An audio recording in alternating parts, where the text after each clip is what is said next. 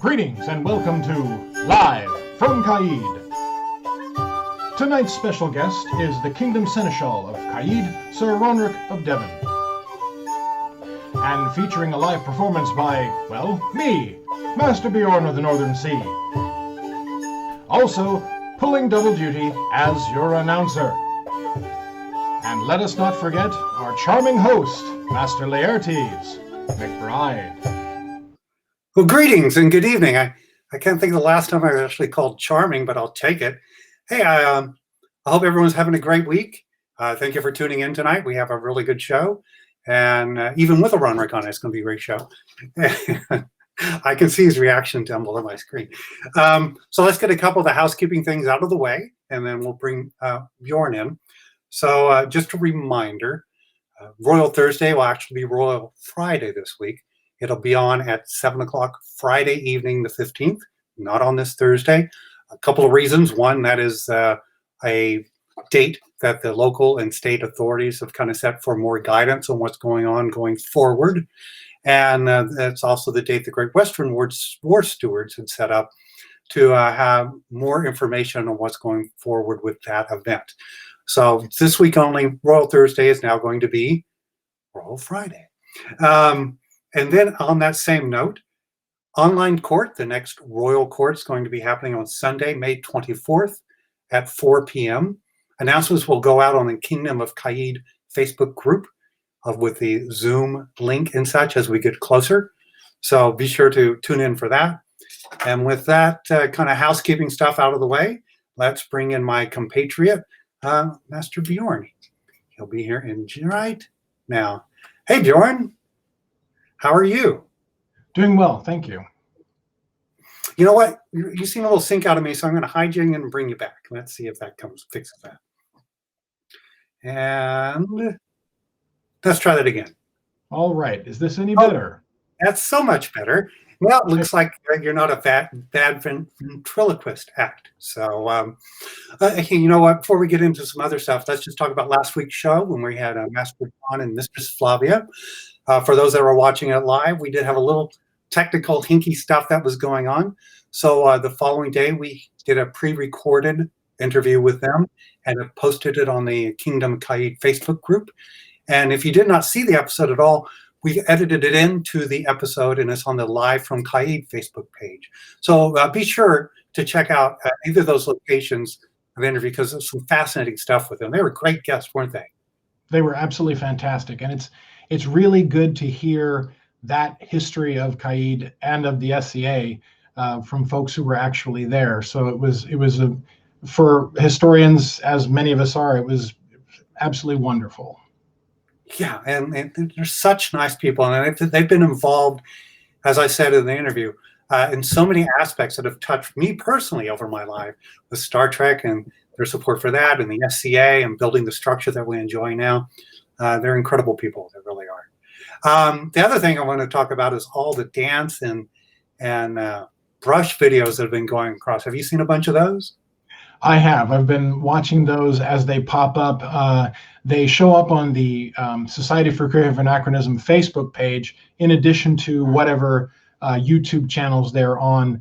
And so as they arrive, the newest are usually at the top, and so you can keep up abreast with what each kingdoms are doing. And it's been really fun to see the creativity of each kingdom.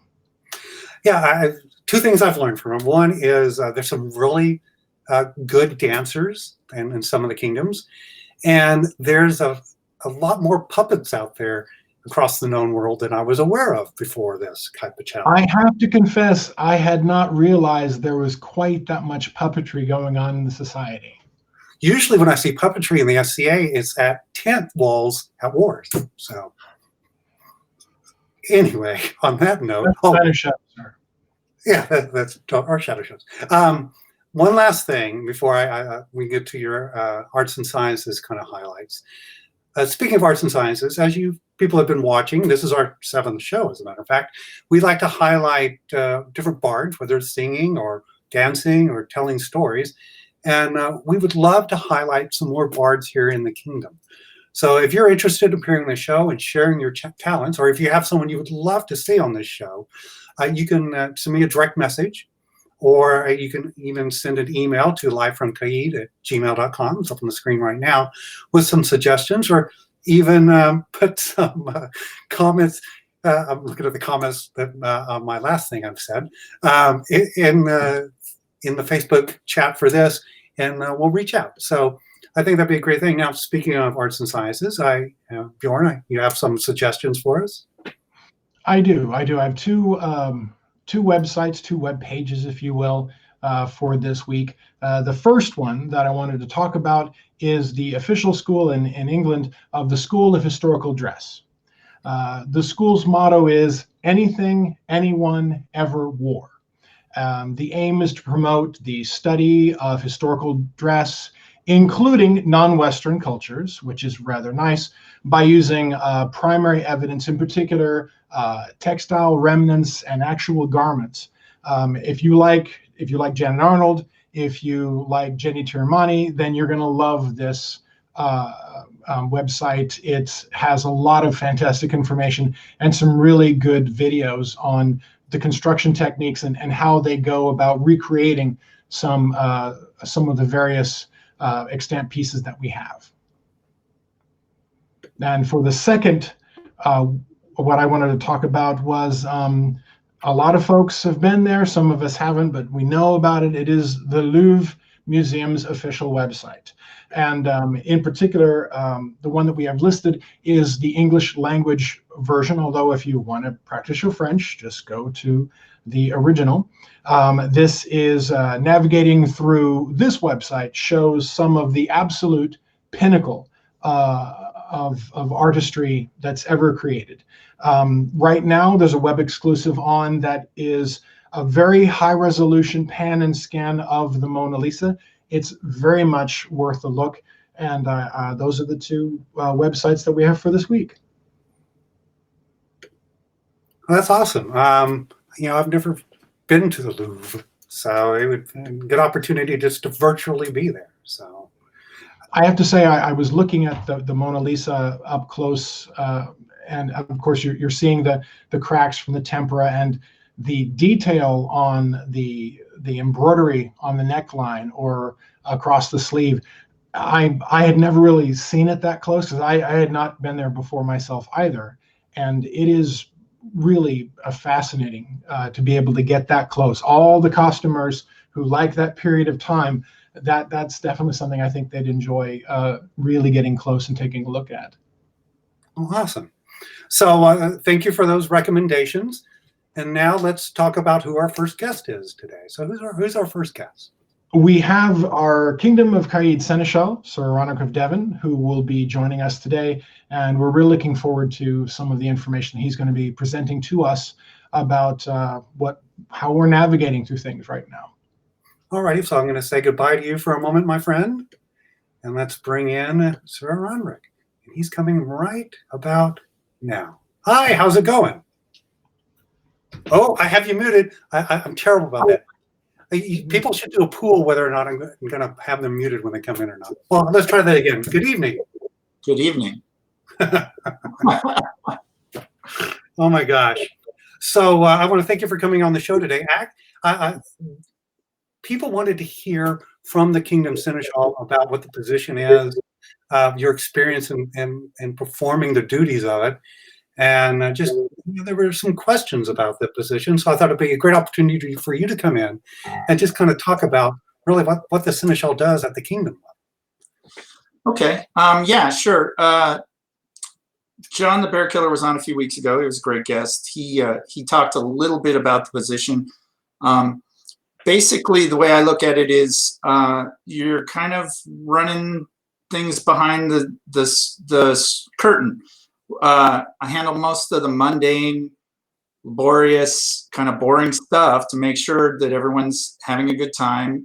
We can have our pageantry and our show and enjoy everything that happens in the SCA without having to worry about the mundane responsibilities. I don't really do anything except for keep the machine running, making sure that their majesties can do the things that they want to do, making sure we follow society law, just basically keeping everything going and take care of all the boring, mundane stuff while the kingdom keeps having a good time. Man, you make it sound so fun. Not. Oh, yeah. So, what a good way to describe it is their majesties and the court and guard represent the show, and your position works with the great officers to kind of do the back of house administration and run it, right? Exactly. It's important that we get a lot of stuff done to make sure that we can all have a good time. And handling those mundane tasks is pretty much a lot of the stuff the Seneschal does. The Wizard of Oz behind the curtain. Don't look behind the curtain. But it's a challenging and rewarding position. It's a lot of work, but it definitely makes you feel like you contribute to the kingdom when you're doing it. Now, I would say that you've had a fairly busy term with what's been going on, and some unique challenges that maybe your predecessors haven't had to face. Would that be an understatement? It's been an interesting time. There has definitely been some.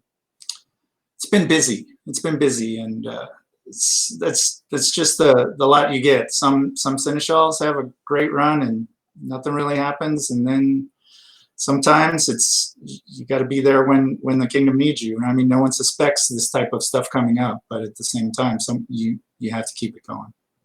So would you say you're more kind of like that conduit between the kingdom and the board to give definitely one of the responsibilities. A lot of it has to do with, hey, we want to do this thing. Great. Let's figure out how we're going to do this thing. So it's a lot of contact with mundane authorities. It's a lot of contact with the board primarily. And it's helping the Beornese Seneschals do their hard work and helping make sure the king and queen get what they want out of their reign. Right. And so you kind of straddle the line also between the mundane laws and the kingdom law book to make sure everything's kind of congruent and enforceable, or how's that work?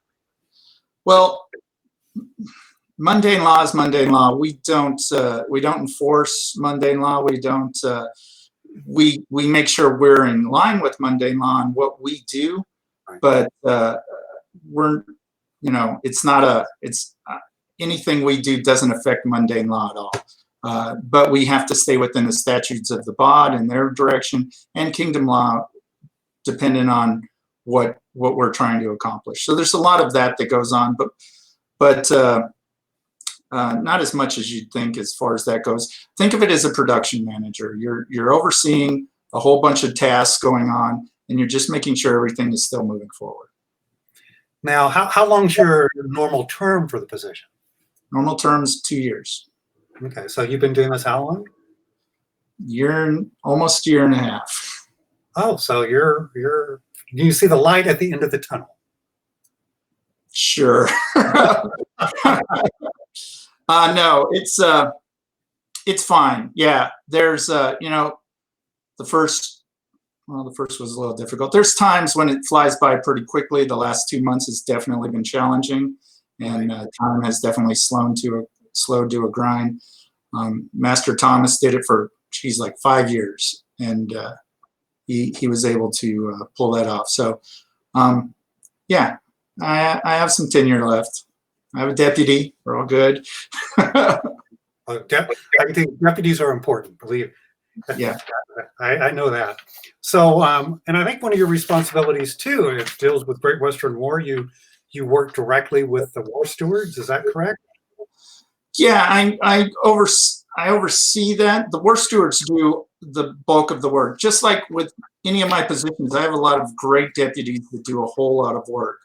The war stewards do the majority of the work. That is the big push, and their leads definitely drive that. I mainly just hang on and check out what they're doing. So I don't have to do a whole lot of big decisions with Great Western War. That is definitely run by the people who know it better. Okay. And then I think the Kingdom Calendar also falls under your office. Is that correct? That is once again one of those deputies that oversees things. A lot of times it's just me making decisions and final decisions.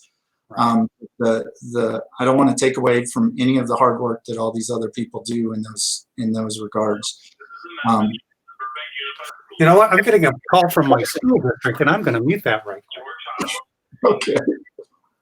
There we go. But there's definitely a team that works on the calendar, and I oversee that and make sure that falls in line with what we want to do, and make some decisions, which some people like and some people don't. But someone has to make those final decisions, and I oversee that. But there's definitely a hard-working team that works on that. Same with Great Western War. If anyone's been involved with it, they know how much those people put into that event. Yeah, I would think that Kingdom Calendar is pretty much a thankless job, because you can never make everyone happy. I would say it's the most thankless job. Well, let's thank them right now. I have a question from one of the viewers. Will the reign be extended? You know, I can't make any speculations. I can't say for sure anything. Nothing is official until His Majesty declares it. To get that, if the reign does happen to be extended, the bod has to give a variance and approval for that. None of that's been assigned yet. So unfortunately, I don't have more to say on that. Hopefully we'll know some more by Friday. That's why Royal Thursday was moved to Royal Friday. We may have some more information on that.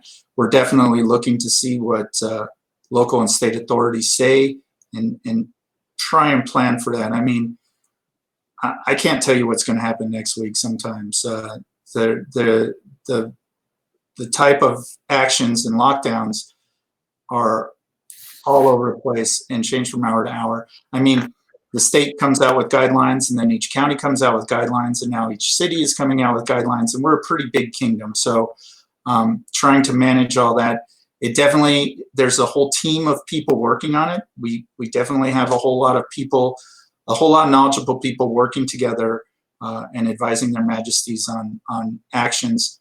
So it's not just an arbitrary decision. There's nothing quick or easy about any of it. But it's something we're working on, and I can't speculate at this point. Right. It's a very fluid situation, right? Yeah. And with a lot of factors no one has control over. So it's reacting, unfortunately, but planning your best, but reacting to the situation. So and that's basically what I've been telling a lot of autocrats is, hey, plan for your event. I don't want anyone to shortchange their event, but also have a plan in case we can't do it, because that might happen as well. So what would you consider the most rewarding aspect of the position? If someone came up to you and said, I'm thinking about putting in a big kingdom Seneschal, well, what would you kind of put as a highlight? Well, like I said, it's very rewarding to be able to get back to the kingdom. The reason I can only speak for myself. The reason I took the position was, the SCA has meant a lot to me over the last 35 years. It's been a big part of my life and factored into a lot of my personal development, if nothing else. And I felt I wanted to give back some of that. So that's why I took the position. And I got to tell you, that payback is, I've achieved that. So even, right? The pot's about even. Yeah, we're good. But that is the rewarding part. It's good to be able to give to the kingdom. It's good to be able to into the society. It's good to be able to give back and kind of pay it forward for all the good things that have happened to me over the years through the SCA. Someone's wondering who your deputy is. My current deputy is Sir Tiberius Finn. He was, until recently, he was the Society social media officer. He has expressed an interest in, we're trying to move forward with that at this time. All right. Well, at this point of the interview, usually I turn over to Beorn from the ethereal land to come in with a question. You have a question, Beorn? Right now, the biggest question is, so you have people that are deputies. You yourself were a kingdom officer before, because I know you were Earl Marshal. What, beyond, say, perhaps baronial level Seneschal, what do you think is the best route someone could take to prepare themselves? Because, I mean, honestly, I don't think anything that you've done thus far really could have prepared you for a pandemic. But what positions within the society do you think would best make you the best possible choice for a kingdom seneschal? Well, like I said, it's a lot of production management. So autocrat events, that's a good basis. That's where to start. And I would suggest becoming a baronial seneschal if possible. Take the collegium course, know kingdom law, and be good at dealing with situations, because a lot of what I do is mitigating situations and getting people to get along. We're a volunteer organization, so being able to get people to work together is important, and so it's important to have those kind of skills, and those are the things within the society that can prepare you for it. Baronial seneschal, autocrating events, volunteering for war, do some of the lead stuff or work production for war. Those are all good things that help you see some of the stuff that goes into these events that we show up to and have a great time. And knowing those kind of aspects is important. Thank you. Well, one of the things I like to do, or one of the pleasurable things I like to do with the guests we have on, is to do a little trivia game. And I can tell by the smile on your face you're looking forward to it. So we have one for you. And Beorn, what is this one called? I am the law. So as the person that kind of enforces kingdom law and works with people, and as you said, you're a good project manager and working up production well. I'm sure you know, as being a great officer, the 6 other great officers that are part of the kingdom. So so you want to just name off the other 6 other great officers? That would be great in the next 60 seconds. You ready for that? Okay, let's go. Crescent Herald, Arts and Science Minister, Exchequer. I said Crescent Herald already. In Caid, it's also the Web Minister, and the Chronicler. Yeah. Seneschal. Okay, you got one more. Huh? Earl Marshal. Oh man, I was hoping you forget that one. That is correct. Spot on. And like in 45 seconds. I'm not even going to do the other one because you just kind of knocked that one out. Well, anyway, so since we come to the end of our time, I want to thank you for coming on and kind of providing insight on what happens in that position of the Kingdom Seneschal. I think we were talking before the show, and I've said this to many people. I've had the good fortune to serve in many positions in the kingdom and society level.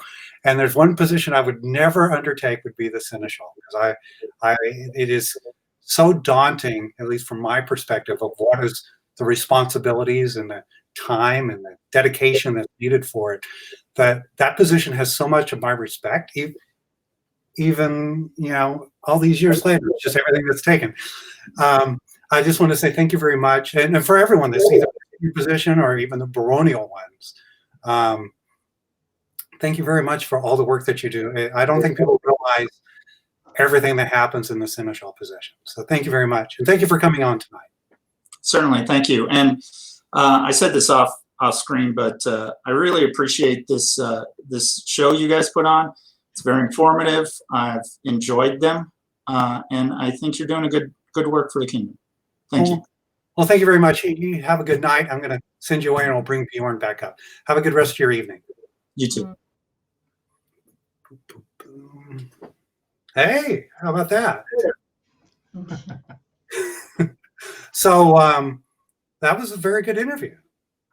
It was, and that is, I think, one of the most challenging roles in the SCA is being Kingdom Seneschal. As Bear Killer said when he was here some weeks ago, Society Seneschal is an exceptionally difficult job, But honestly, if it wasn't for the work that they do, we wouldn't have the fun that we have. And so I think it's incumbent upon all of us to be thankful for the work that they put in, so we can have our fun. Exactly. Yeah, I'm just blown away by really the responsibility and the work that's done by the people in those positions. So I think you're very familiar with our live entertainment for this episode. Would you care to introduce the person? Certainly. So, hi, I'm Beorn of the Northern Sea. How are you doing?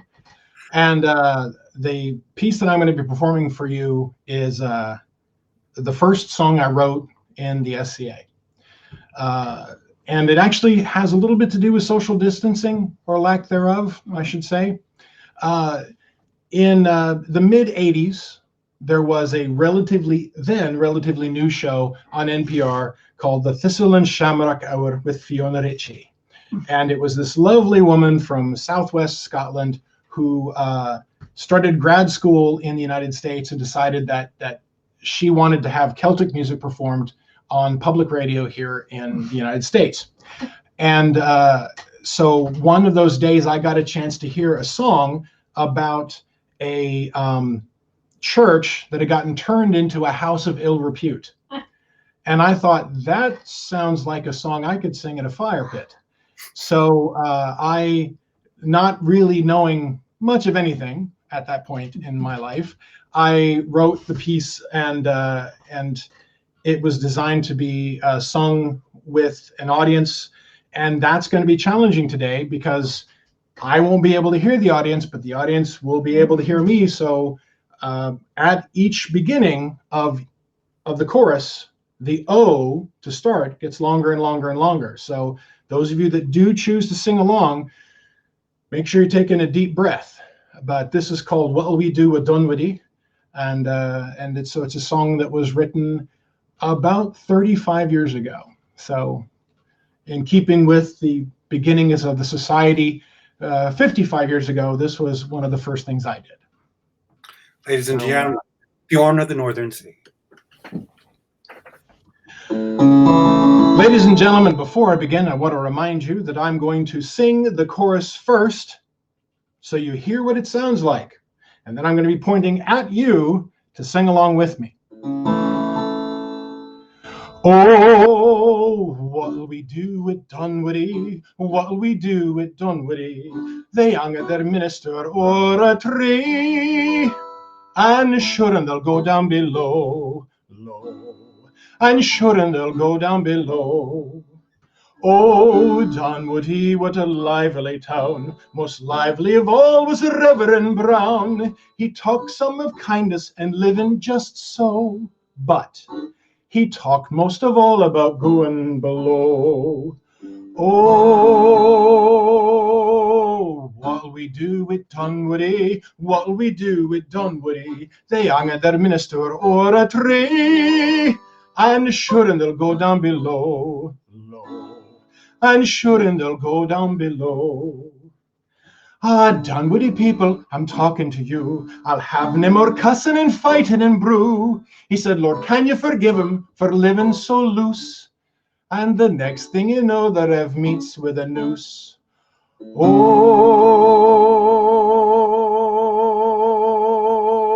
what'll we do with Dunwoody? What'll we do with Dunwoody? They hung their minister o'er a tree. And sure, and they'll go down below, low. And sure, and they'll go down below. Next they opened the kirk to all scum of the land, with gambling, carousing, and drinking on hand. They took down the kirk bell on top of the hill, and they made it the kettle for old Linder still. Oh,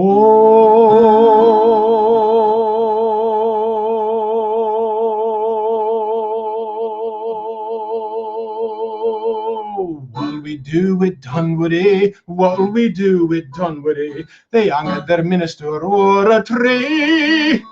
And sure, and they'll go down below, low. And sure, and they'll go down below. Now the Lord had been watching all this going on, unseemly acts carrying on long past the dawn. the Lord sent a thunderous heavenly storm, and the old Dunwoody still kirk was gone by the morn. Oh,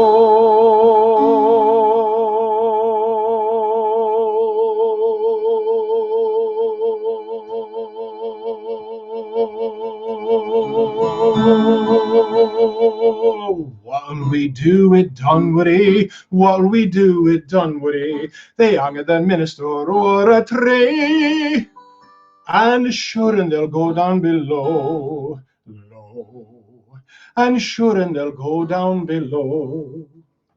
So, dinna you think that this song's just a tale to listen with merriment o'er your ale?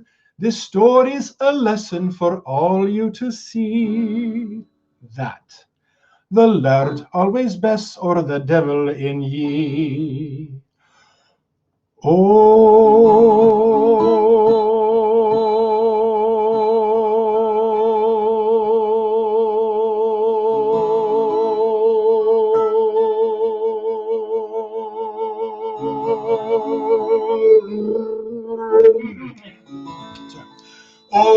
what'll we do at Dunwoody? What'll we do at Dunwoody? They hung their minister o'er a tree, and sure and they'll go down below, low, and sure and they'll go down below.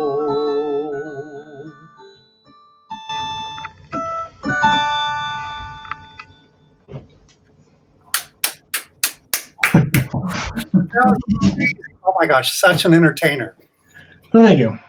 And I can tell you, looking at the comments, a lot of people had a lot of big O's at the end. So, You know what? If I have given even just one person in Caid a big O, then my work here is done. that's nice to know. Your musical accompaniment was live, was it not? It was, and I have fulfilled the request that the person in question has asked to remain anonymous and out of the picture, because they just wanted to play the harpsichord, and that was that. But you may ask me later on, those of you that know who has performed with me before, who it was that played for me. So thank you for those who were asking. That was a fantastic performance, my friend. Thank you so much for coming on and doing double duty this week. I really do appreciate it. It was my honor. So next week, we'll be back on the air, and we're going to have the Officer for Diversity and Equity and Inclusion here from the society level to speak about that office and what the goals are going to be and how she's been moving forward, and a great musical guest. So thank you again for joining us tonight. We want to thank our Kingdom Seneschal for joining us. And anything you want to say here at the end, Mr. Mann? I just look forward to seeing what wonderful person will now step forward and consider performing for us in the next couple of shows. Alrighty. Well, thank you very much. Thank you for everyone for watching, and be sure to tune in next week when once again we will be live from Caid. Have a good night.